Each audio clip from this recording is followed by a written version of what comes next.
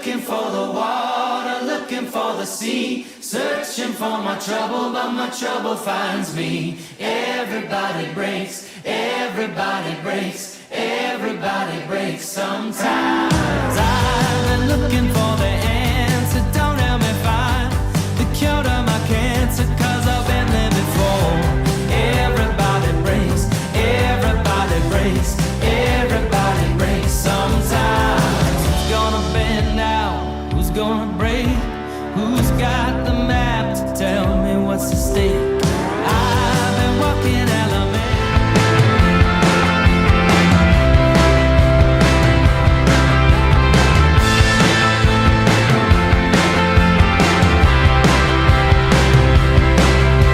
Don't blame the doctor for giving me those pills. Don't blame my mother for holding my hand up the hill. Don't blame my childhood friends for speaking their minds. I'll take it all, yeah, I'll take it all, I will. If I was to fly, would you fight against me? If I was to run, would you run with me? If I was to die, would you bury me deep? Oh, sorry. Okay, I just got audio. Okay, how's it going?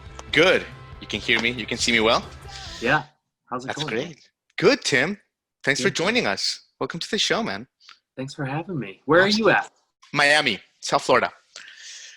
South Florida. Awesome. Which now that you mention it, you know, I have to put my formal complaint about lack of touring on the southeastern corner of the country. Okay, well, I'll go anywhere at this point. Absolutely. I hear you, man. But yeah, you. we've never made it to Miami for some dumb reason. We've played all sorts of random places down south, but never Miami for some reason. Yeah. Well, it's harder sometimes for touring productions to just come down here because there's, you know, two markets, Orlando, Tampa, and Miami kind of thing. So the numbers sometimes don't make sense. You know, it's the name of the game. Yeah, but someday. Yeah, absolutely. Or someday we'll get down. Absolutely. But let me introduce you to my audience real quick, Tim. So Tim Wilson is the lead singer and guitar player for Ivan Alyosha. Fantastic band, man. I got to tell you, by the way, your self-titled album comes out soon, October 23rd. Your new song, Whiskey and Wine. Oh, my God, Tim. It's been on repeat, nonstop. What a great jewel of a song, got to tell you. Massive congratulations, man. You know, great harmonies from Brandy Carlisle. We'll cover that. Just beautiful stuff. I gotta tell you, Tim, I've always loved you guys ever since I saw you about 9 years ago on that NPR Tiny Desks thing. Oh, yeah. You performed, I think, Beautiful Lie, Easy to Love, and I Was Born to Love Her. And it blew me the fuck away, man. It blew me the fuck away. You know, I mean, for anyone in my audience that wants to see it, the videos on YouTube, basically. But, you know, I was out of college. I was still in radio here in Miami, top 40. And I remember saying, like, why the fuck am I playing the shit that we're playing when I want to be playing this? You know? Yeah. But anyway, you know, blah, blah, blah. Yeah. You guys are awesome. Glad to have you on the show, man. Thank you so much. And appreciate, I mean, either you've got a great memory or, I mean, I appreciate the fact that you're a fan of the band. Sometimes, like, we'll do stuff like this and people, they're like, and we're joined by Ivan, and how do you pronounce that? So, I appreciate you being a fan of the music and keeping up with us over the years, and appreciate it, man. No, dude, thank you for, you know, you've had a really nice career. You've put some really nice stuff. We'll talk about it. But I feel like before we get started, Tim, you know, I feel like we're recording this on the day that Eddie Van Halen passed away. So. Oh, he passed away today? Today, you hadn't heard? I'm breaking the news? No. Oh, man. Oh, my God. I'm so sorry to tell you. Yeah. Apparently, Eddie Van Halen passed away today. Oh, wow. Yeah, I was at lunch and then came back and jumped on here. I did not know that. That's crazy. That's sad to hear. Yes. So, of course, you know, anyone that grew up in the 80s, you know, you remember him. So just wanted to, what's your gut? What's your first thought right now when you talk Eddie Van Halen? Dude, I mean, okay, well, here's where my head goes. I think so I was born in 81, and I think some of the first stuff that I came up on, and maybe the stuff that my family was into, I had older cousins who were like way into Michael Jackson. And of course, like that solo that Eddie Van Halen Yeah. rips on Beat It. Yeah. And now, now my boys are getting into music that we all grew up on or whatever. So I guess that's where my head goes immediately for Eddie Van Halen. But just such a dude, yeah. Yeah. A massive talent and influence to so many. But I had no idea what was the. Apparently, he had throat cancer. Apparently, throat cancer. Yeah. Yeah, he was young. Young. Yeah, man. But yeah, that's awful news. Yeah, I'm sorry to break it to you. Yeah, I apologies, but that's a great memory. Yeah, and he did that take for Beat It in one take, apparently, as the lore goes. He just splashed that thing, and he didn't want any money for it. Oh my gosh! So there you go. That's incredible on multiple levels. It is. Isn't it weird though it's weird to get older and to, you think these folks will never die, Yeah. Don't They're even just get me immortal. started, man. But as we get older, it's like, it is a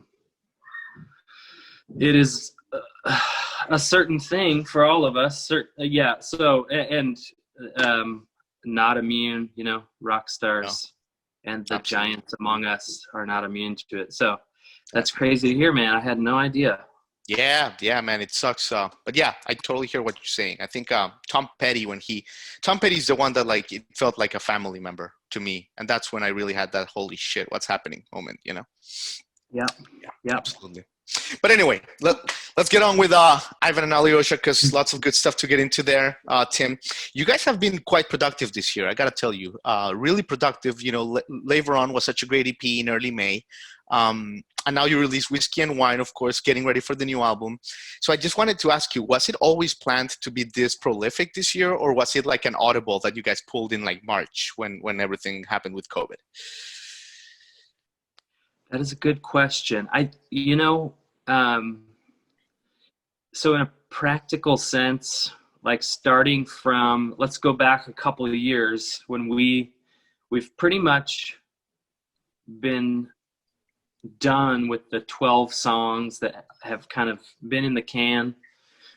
Pretty much for a couple of years, we've been done with the whole record, but then we needed a label home for the record. We've Network stepped up and said they were excited about it, and we felt really good about jumping in with them.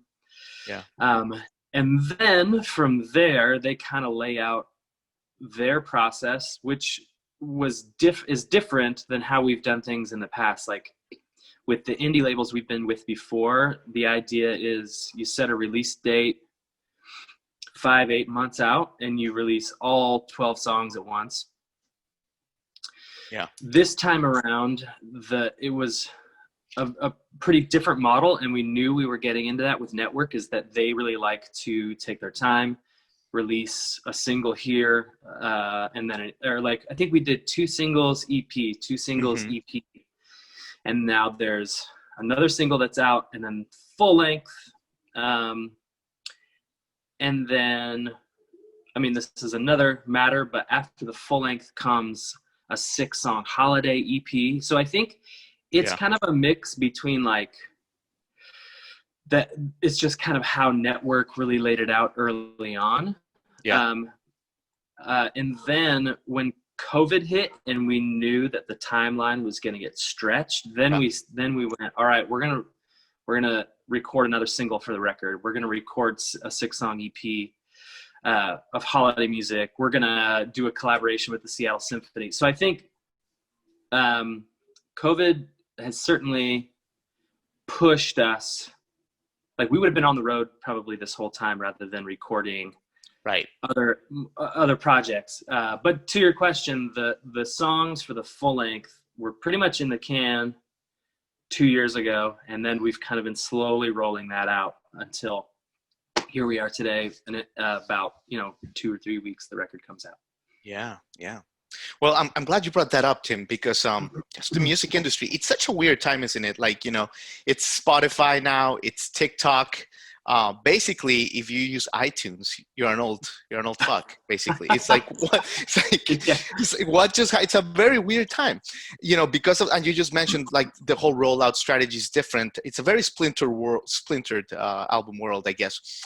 It is different to release an album than when you and I grew up, I guess. Do you wish it was like when we grew up, when like someone like Van Halen would release an album, or like Ivan and Alyosha are releasing their fucking album and everyone lined up in Tower Records? Do you kind of like reminisce about that? I do. I mean, the posters behind you, the frame posters of you two remind me that like when How to Dismantle an Atomic Bomb came out, I went to, well, I believe it was either Tower Records or maybe it was Easy Street here, which is an indie record store in Seattle. And you go at midnight, and at 12:01 they let you in the store, and you get the box set, and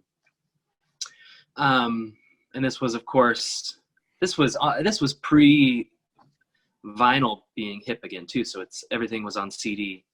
Right. So I mean, I'm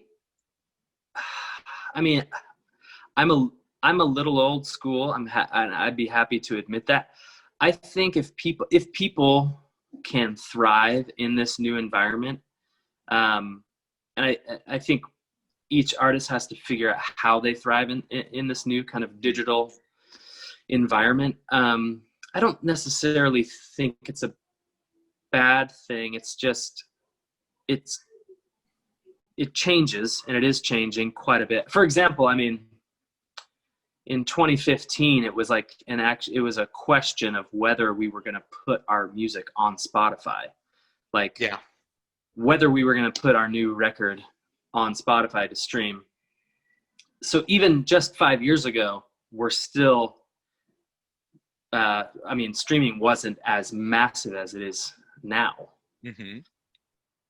And certainly the first couple records we released, it was, you're at a show, hopefully you're in front of a room full of people, and you're selling 40, 50, 60, 70, 80, 100 records a night to a crowd that buys physical product, buys music. Right. And everything's changed to, the digital consumption, certainly. But all that being said, I think we've all got to figure out how to adapt to a modern climate. And at the same time, I think a well-crafted, meaningful record with great songs, 12 songs, whatever, a double disc with double the material. I don't know. Like, I think it still matters. And I think there's artists that are still participating in that model. And I would just maybe say, the Brandy Carlisles, the Chris Stapleton, Sure. Who else is great? Those are mine.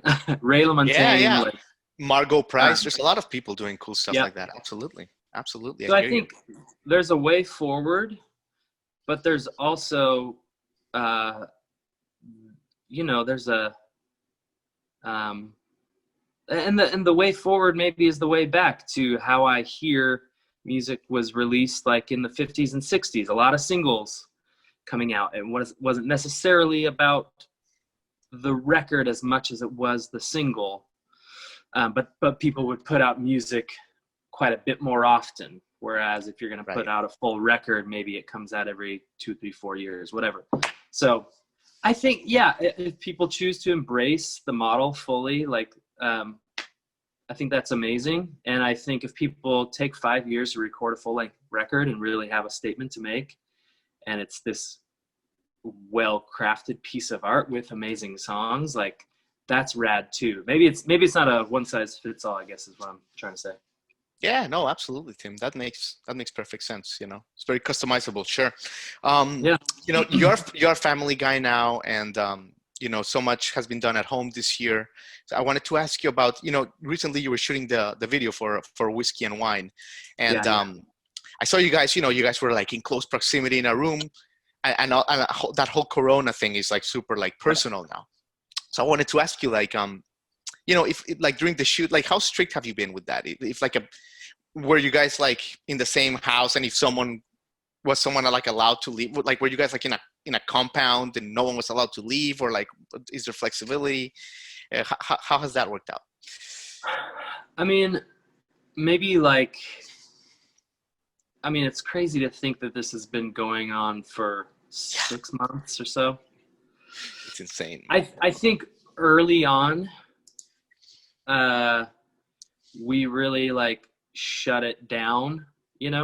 We didn't record, we didn't rehearse, we didn't get together. And I think as the months have gone on, we've tried to be together in a safe way, but also try to understand what's going on and what is safe. And I would say, again, early on we did nothing, and then Right. I felt like at some point we made a decision, like the five of us will be together. There's been times where somebody's feeling some cold symptoms or some fatigue or something, and we call everything off, and guys have gotten tested and comes back negative, and we say, okay, we'll see you in a week and a half or whatever. So there's been a few things where it's like, hey, I'm not feeling super hot, let's not get together. And there's been even things in our families, or somebody travels and they come back and they go, hey, 2 weeks, I'm out of commission. Right. So sure. There's stuff like that. So there's a part of it that we've been together, and then there's some, maybe the calls we've had to make to go, you know what, for the safety of y'all, for the safety of our families, like, let's push the pause button for a couple weeks and make sure everybody's healthy. So absolutely, man. This is really interesting. I'm totally digging in here because it's just a fascinating chat that you're giving us with. And like, okay, you're a fantastic songwriter. It's like you're like truly A+, man. So I gotta tell you, like, when something like this happens, someone's out of like, okay, see you in 2 weeks or something like that. Is it something like, okay, like, what's the process like? Like, you write down a song and you get on Zoom with the other guys, and you get on like with like Ryan and Pete, and send them over the lyrics, and they build on each other through online, or how is that working? I mean, funny enough, that sounds like a better idea than what we actually do. Interestingly enough, and it's actually been a topic of conversation lately, that like maybe whatever project we do next, the three of us who write in the band, like actually getting together and writing together would be something that would be unique for us. Because usually what happens now is, like, Pete's pretty prolific, Ryan is as well, and my writing process, each of us have a different process. My process is like, it sticks in my head for 6 months, and one day I can't take it anymore, and I write it down, and whatever, bang out a bunch of ideas. And then what we usually do is the three of us will come together and we'll start showing each other songs and going, what about this? What about this? What about this? And in that process, in that moment, it's exactly what happened with this latest record. Is we'd get together and we'd just start listening to songs, and basically we'd get excited about a song like Everybody Breaks, or a song like Whiskey and Wine, or Labor On. Like, it's always pretty apparent, like, the songs that rise to the top, it's the ones that we're sitting around a fireplace just going like, oh my gosh, what a gorgeous tune, like, we have to record that song. So I would say the process is weird and dysfunctional, and but I think once we're committed to, recording and interpreting that song, like, that's the most exciting thing, is like this, to come to the realization, this is a great song, we have to record it, that's, and once it's done, it's always like, it's like the shoulda, coulda, woulda, Yeah. like you always hear it for what it's not. Really? Many times you hear it for what it's not rather than what it is. But I would say the most exciting part of it is like the creation aspect of it, is that you get to be a part of like something out of nothing, so to speak. So. Absolutely. Well, and especially your songwriting is like building stories, right? Like Whiskey and Wine, you're building this character, very dark, in very like surreal waters, and you make it feel like we know him. It's very strong, man. Yeah, for sure. Well, and I will say too about Whiskey and Wine, I would love to take credit for that song, but my brother Pete wrote that song. Okay. And good job, Pete. We always joke around, Pete writes all the good ones, but he's a hell of a songwriter, that kid. And I'm always happy to take his amazing songs and sing them. That's great, Tim. That's great. Let me ask you about the engineering on the new album, because you guys had like an all-stars of engineers, but you guys, Michael Brewer, who's with Coldplay, you mentioned you had Brian Cook, Ryan Hewitt, the Avett brothers.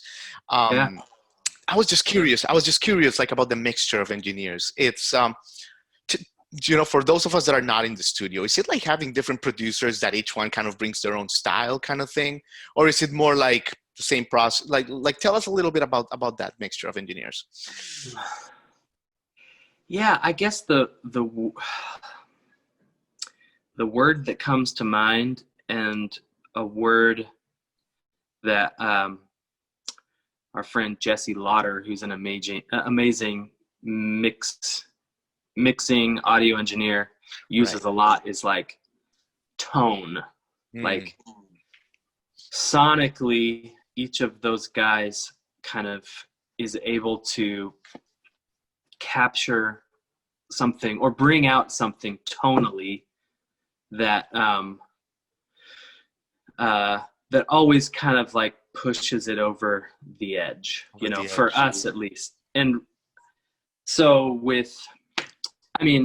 first of all, it's amazing to get like a guy like Michael Brower to send him a couple songs and say, hey, what do you think? Would you consider mixing these? And they're like, hey, this is great. Love it. Let's do it.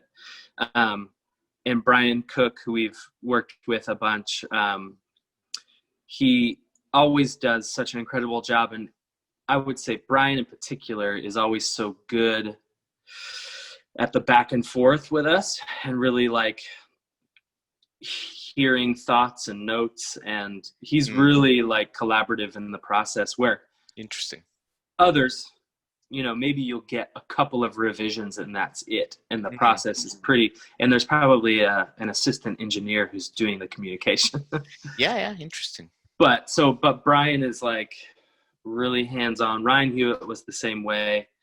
But I think with these guys, it's like, man, we knew we wanted to like record the record kind of on our own terms without like a traditional producer situation. Right. But we knew we wanted to really invest in the mixing process. And I think once we were done tracking, then it was like, then we kind of we started asking the guys that we are huge fans of. Even, a couple guys, as well as like Michael Brower, Brian Cook, Ryan Hewitt, Joe Ciccarelli mixed a song for us, who's just kind of a legend, and but just a killer mixer, producer. And again, our buddy Jesse Lauder, who mixed our first record, All the Times We Had. So to work with all of these guys and for them to kind of take the mess and like really make sense of it and really bring it to life. Yeah. and I think at the time, again, making the decision, like, this is the investment we're going to make. This is what we're going to spend our money on. It really, I think, again, like, they bring like a sonic tone that maybe we weren't fully capable of capturing on our own, you know? Yeah, absolutely. That's very well So, explained for those of us not in the studio, man. Absolutely. You've been so generous with your time, Tim. There's a rumor that you may perform a song for us. Is that an accurate rumor?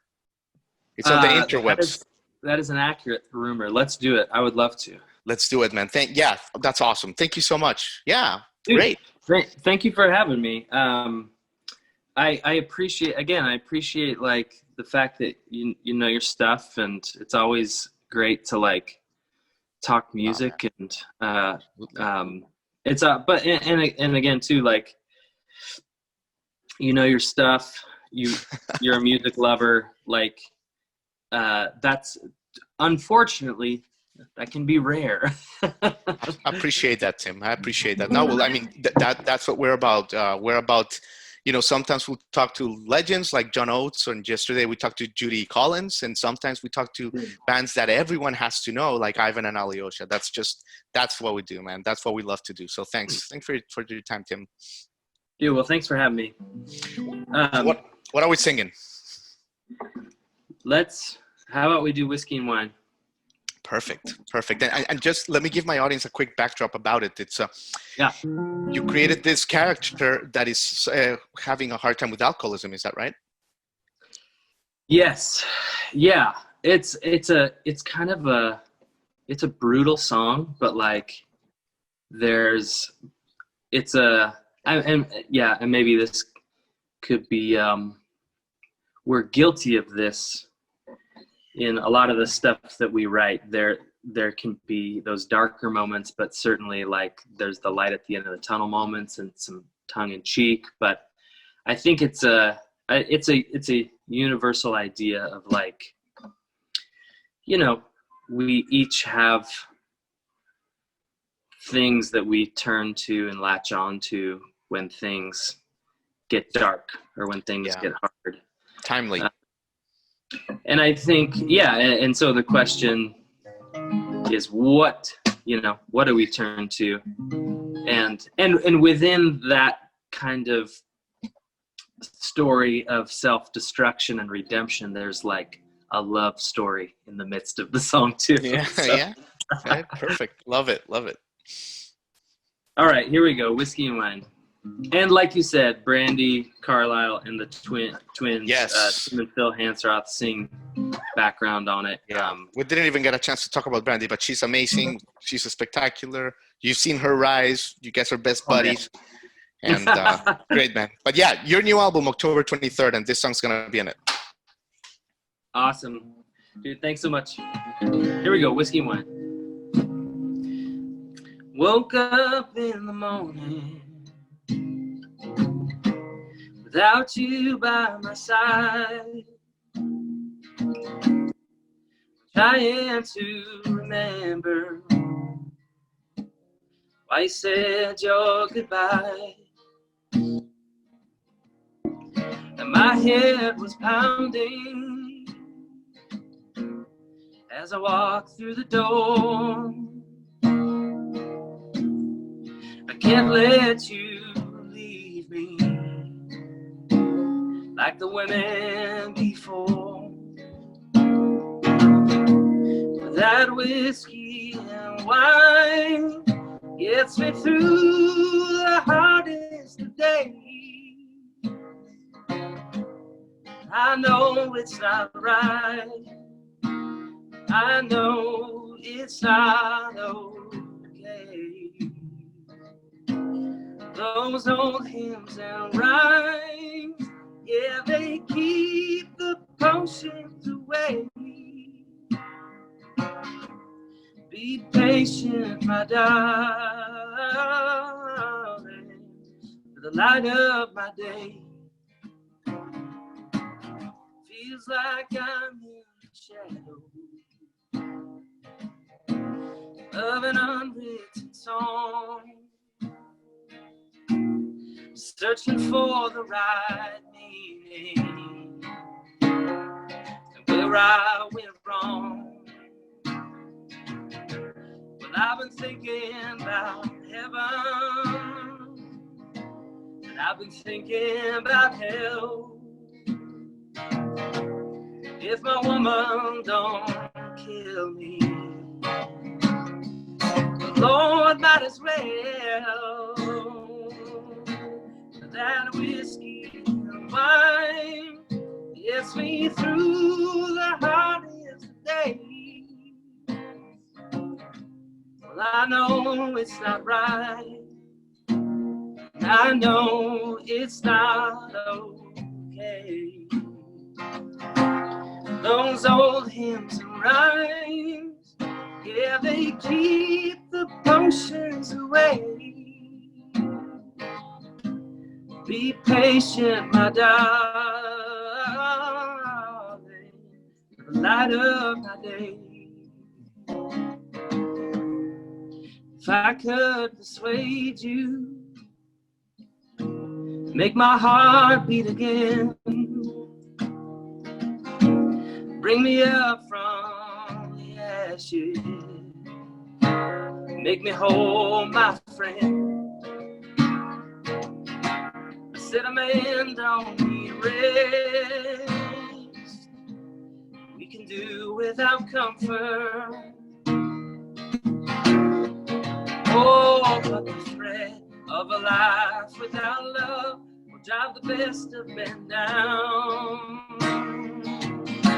And that whiskey and wine gets you through the hardest days. You know it's not right. You know it's not okay. Those old hymns and rhymes, yeah, they keep the potions away. Be patient, my darling, the light of my day. Be patient, my darling, the light of my day.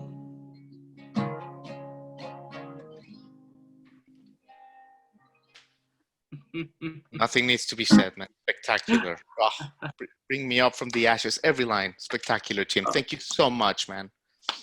Thank you. Thank you so much for having me, Appreciate man. it. Absolutely. Fantastic time. Thank you so Out much, in man. Miami. Absolutely. We'll see you on the road, whether here or we'll catch you somewhere else. All right.